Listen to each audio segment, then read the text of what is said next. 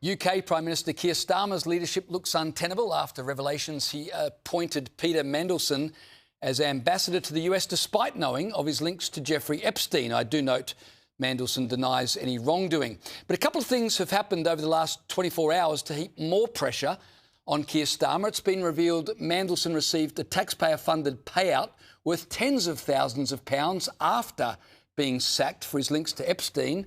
And Britain's Foreign Secretary David Lammy has reportedly turned on Keir Starmer, claiming he warned him about appointing Peter Mandelson, who was nicknamed the Prince of Darkness because of his links to Epstein. Joining me now is GB News host Alex Armstrong.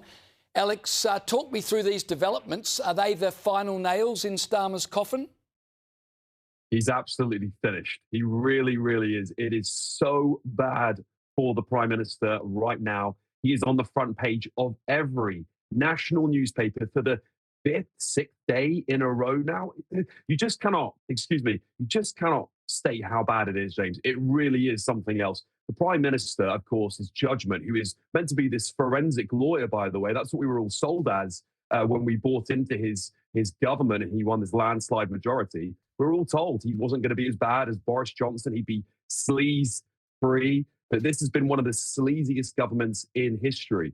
I mean, you've only got to look at the title, Prince of Darkness, to know that this man was not somebody you appoint to the highest, most diplomatic, sensitive diplomatic office in Britain, the US ambassador to the United States, which is what Lord Peter Mandelson was.